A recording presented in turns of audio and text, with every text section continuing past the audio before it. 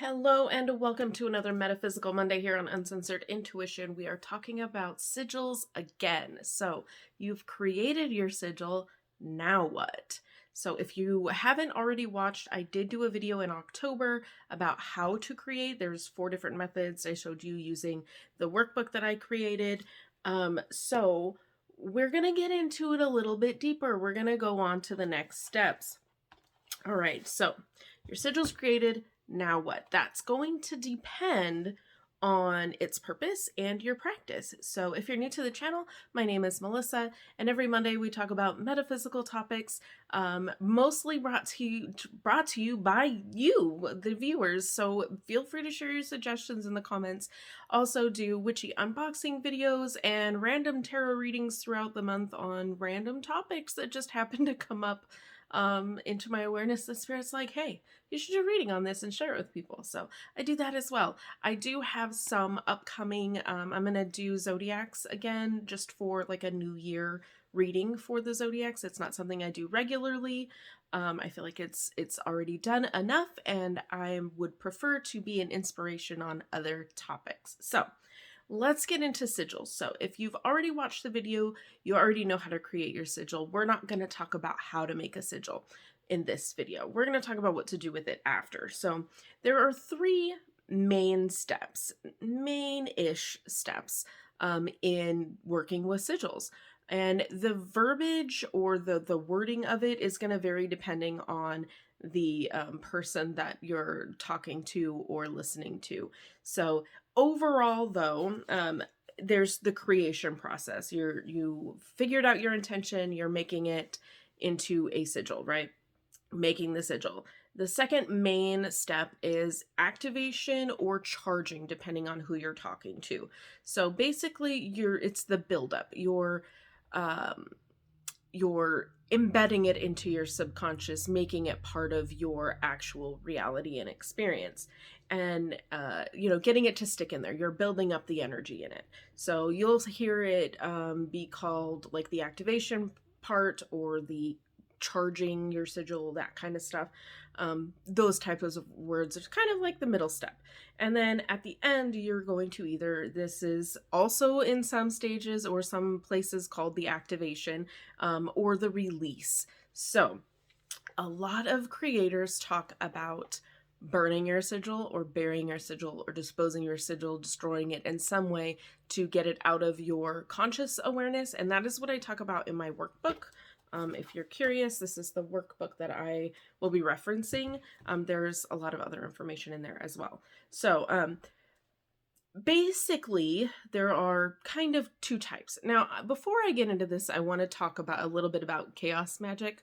Sigil work is mostly falling under the umbrella of chaos magic. And there is a saying that goes, if you ask a chaos magician what chaos magic is, if you ask 10 of them, you're going to get 11 different answers, because it is very kind of personal, and it's more of a psychological approach. But again, you're asking me and I could give you 3 different answers. So with that being said, it is totally up to you and what you feel drawn to do or called to do or what resonates with you on how you use your sigils. These are just some ideas. I'm not here to be your educator or your resource. I'm here to be your inspiration, and hopefully something resonates and clicks within you that inspires you to take action in your own life. So I forgot to say that in my little intro. My intro's too long, so I try and pepper it in there, so that people aren't like, meh, no, I don't care, meh. Anyways, so 2 types. One's where you're banishing or getting rid of something, or a sigil that is to help grow something in your life. So typically, where you hear destroying your sigil, you're going to hear that in more of a banishing sense, and from what I practice. If you're getting rid of something, you want to get rid of the sigil, basically.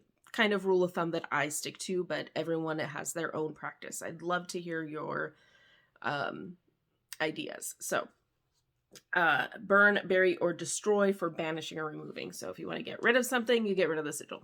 That's kind of my rule of thumb. Other ways that you can use it are in spell work. So you've activated your sigil. And let's say, for example, I'm going to use one of the ones that I've made in my my workbook. Okay, so let's get to some of these. This one I've actually shared already, so it's not like a private personal necessarily. It is an abundance sigil. Where is it? There it is. And basically this sigil represents the intention, money returns multiplied. So this is one method. I already shared the book. It's in the other video. So, but that's the sigil that I created. And now I created this with the intention that anytime I use money, it is going to be returned to me multiplied. So I write that on dollar bills, and I looked it up. As long as you are not destroying the bill, it is totally legal in the US to go ahead and put that. I just put it on the top corner, kind of small in the like frame area of it, like there's like an edge that goes around it. It's just in the little corner up there, so it's not defacing it. It's not illegal. It's only illegal if you're doing it where the bill is unreadable or with the intention to make it unreadable. So you're good to go ahead and do this. I also wrote this particular sigil on the like signature slice thing on the back of my debit card and credit cards. So that's one way that you can bring it into your everyday life. Now, every time I use my card or every time I spend a bill that has that on it, it is again like reactivating it and putting it out there into the universe over and over again. So the more I spend, the more I get back. And I did share that in a group for other people to use. So if you want to go back and screenshot it, feel free to use that sigil. There is nothing crazy involved in it. You can even see where I was working out what the intention was going to be. There's nothing sinister going on here. I am paranoid about using sigils that you find on the internet without really knowing who created it and what kind of energy they're putting into it. So if you're wary, make your own. That's fine. I won't be offended. I won't even know. All right. So using it in spell work and once it's already activated. So I went over activation in the other video, but a lot of people will say that just the act of being artistic and putting your energy and thought into creating it is enough to activate it. That also is in this book, not mine, not my book. But I love this book. It's a completely different approach, and I do have a full book review coming up. I'm going to be doing a review video as part of one of the Metaphysical Mondays, because somebody did ask for book reviews, and that's not something I really ever did, so I'm going to try it. So that has like a completely different approach to sigil creation. It goes through the history. It's a really awesome book. I recommend it. If you get that, get mine, get them both together. You have literally like a full-rounded not necessarily instruction manual, because like I said, it is dependent upon your views, practices, and what resonates for you, but it will give you a lot of information to go off of when you go to create your own. And as somebody who's already been doing this for a while, it totally gave me a new perspective on things that I can add into it. So this video is not going to be completely compatible with the last one that I did, because I've learned so much since that. I just bit my tongue. Since I did that video, I read this book after doing that video, and it was just very much an eye-opener. So we're always learning, right? All right, so what else can you do with it? So we've talked about activating it in the other one. In this book, she really talks about the fact that you're putting your energy into the creation is enough to activate or charge your sigil. But again, whatever feels right for you. Staring at it, meditating on it, I went through that in the other video. But so you have it activated. It is embedded in your subconscious. You may not consciously remember what the sigil means, but you can use it in everyday life, not just for spell work, not just for banishing or, to bury and burn it. Can you do both? I guess you could. Anyways, I mean, you could burn it and save the ashes and use the ashes to make black salt, which could be another video if you want. Since this is in the chaos realm, and I do talk about other things that are not chaos magic, we go through herbs and crystals and all of that stuff. Let me know if you want more chaos magic content. Comment like, I want chaos. You're not invoking anything, I promise, but it's just like a signal that, you know, okay, I should probably make some more chaos videos, not just sigils, but other aspects of chaos magic. Anyways, so it's already activated. To use it in spell work, you want it to be activated, and it's something that you continue to be working on. So the two parts that I talked about earlier, there are two main-ish types of sigil, one where you're getting rid of something and one where you're trying to grow something. This would be something that you're wanting to grow or to continue growing. You can destroy a sigil if it was a one-time, like, I need $7,000 or $7,842 for this bill, like this repair on my car. And then once you get it, you are done with that sigil. Yes, that works too. Working with a sigil would be something that you want to be ongoing, like an intention that you want to keep going, like the money one that I just shared. So some other ways that you can use it, keep it physical and attach it to a working. So attach it to another working. Say you already have like a spell set up, say it's candle magic, and you're doing a candle spell and you've created a sigil. You can literally just put it with the candles underneath. If it's a one candle, underneath the candle, you can put it on the candle, carve it into the candle, and any other spell working things. You can put it in with your herbs. If you're doing herbs, if you're making a spell jar, you can roll it up really tight and stick it into the jar. Anything along those lines where you can incorporate it into an actual working. Place it on your altar.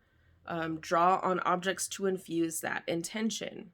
Like I said, with the dollar bills, you can do that with, if you, let's say you have like a night cream that you use every night, you can create a sigil for bedtime, to sleep well, to use in dream work, anything like that. And you can literally just draw it on the lid or on the bottom of your cream container, stuff like that. You can add it to literally anything that you have in your house. Stir it into food. You can use, your spoon, like in the wand video.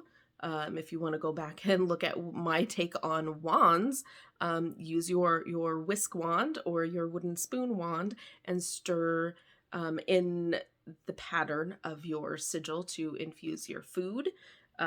That sort of stuff, that kind of thing. I say that a lot. Draw it on your body, tattoo it on your body if it is something that is a lifelong, and you are sure that this is something that you're going to continue. Say it's sobriety. Say you create a sigil for sobriety and you tattoo that on your arm as a reminder to stay sober, or anything that will be like a lifelong thing you can tattoo on your body. Fold it. You can fold it up and stick it in your wallet. Put it on a bay leaf and put the bay leaf in your wallet. Under a crystal skull. That is something that I have, protection sigils under a specific skull that has very mom energy. I've talked about her on the channel before, but without like giving too much away because I'm paranoid of other people messing with my work. I don't share specifics on my particular workings, but there is a specific crystal skull that has very much badass mom energy, and I have my children's protection sigils under her, and she helps amplify that, and that's one way to work with it. You can use it in a crystal grid, same idea, putting it under the center stone. If you have like a generator that you use in the middle, if you use a grid cloth, you can put it under the grid cloth. However you want to work it, you can make the sigil really, really big and use the sigil as your grid to place crystals on. There's a lot of ways you can work with it that way. In place of a written intention for any working, like I said before, you have like, if you have a jar, like a coin jar where you come home and you just put your loose change in. I know that's not really as big of a thing now because everyone uses their debit cards and Venmo and all of that. But if you tend to have cash and you have a change jar that you just throw your loose change in, stick a money sigil in there, or draw it on the jar, or place it under the jar, inside with the money, however you want to do it. That then your random change jar, or like you have a coin plate, or like a dish or something that you put it in on your nightstand, put it on that, so that it either multiplies, regenerates, whatever wording you want to use, will work for something like that. So then you're taking something that you're already doing, kind of like the mundane magic I was talking about in the wand video. You're already doing it, so why not add some magic to it? So you create a working out of something that you already do anyways. That's all on mundane magic. So that's something else I want to talk a lot more about.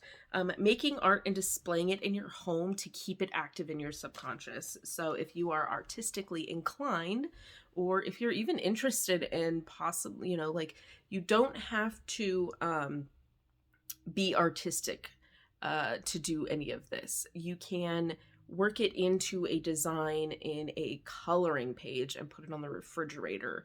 But you know it's there, your subconscious knows it's there, and every time you see it, you kind of remind your subconscious of whatever the intention is, that is true in your experience, and to make it true.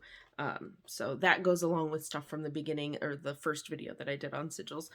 So I definitely recommend checking that out. So that's what I have written down on this notes. Let me see if there's anything else in the workbook that I wanted to touch on as far as ways that you can use it, because I did do this at different times. So all right, so just running through a quick list from this is my book. This is the sigil workbook that I created, and it goes into detail to, oh, I must have an Amazon package.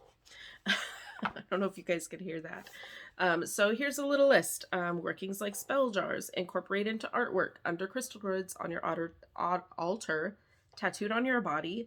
Your email signature, if you have a way, and I know for a business email that I have separate from all of this, it's actually my husband's business. I took an image of the business card, not a picture that I took, but like I created the business card and saved the image as a JPEG.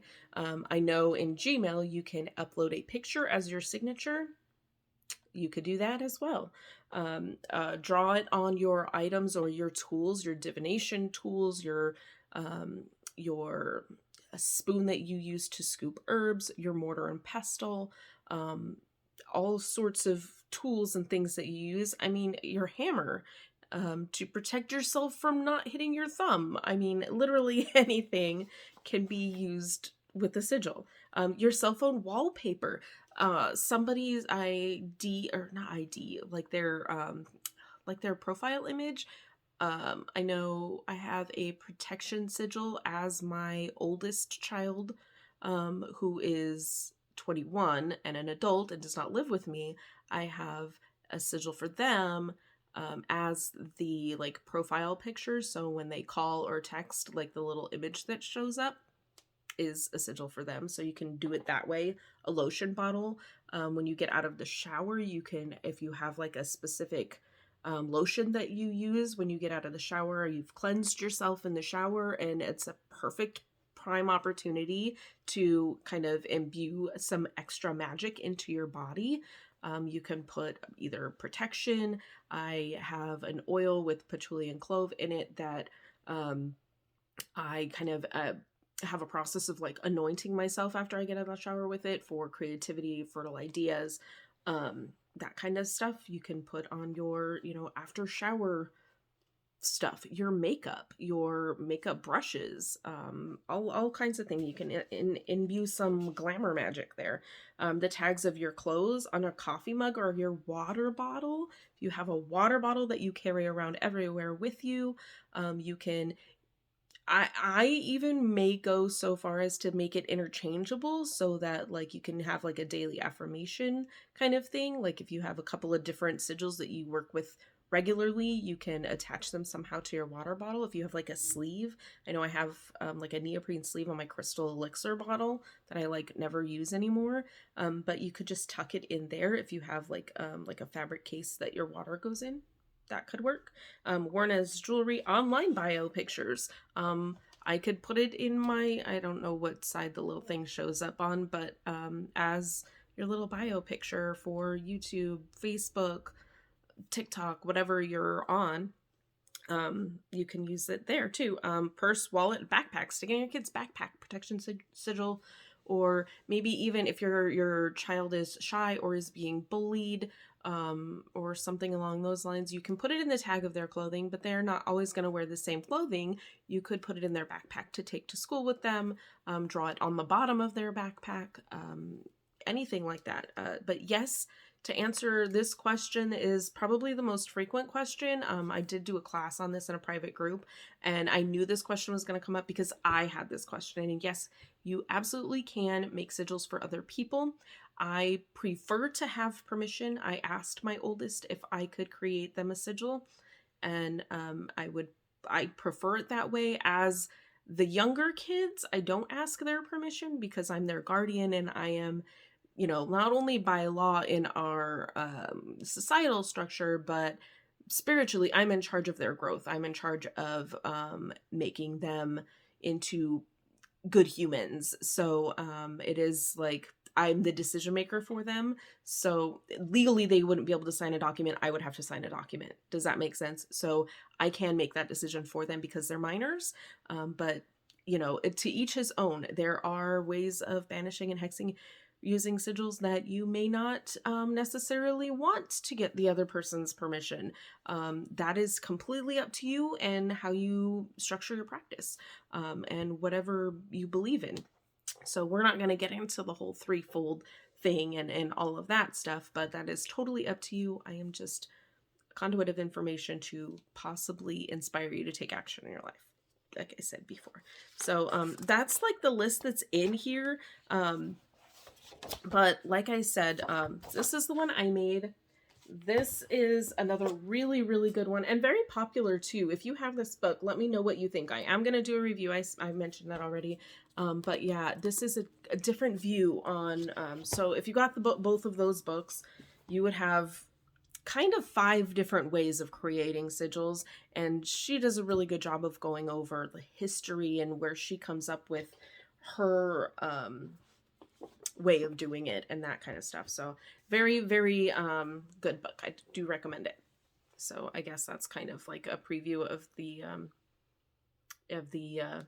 book review coming up. So let me know in the comments if you use sigils in another way that's like you don't really hear about, that you're willing to share. You don't have to, obviously, but do any of those sound like did anything go, oh, that's a great idea to you? Which one was it? How will you go forward using sigils?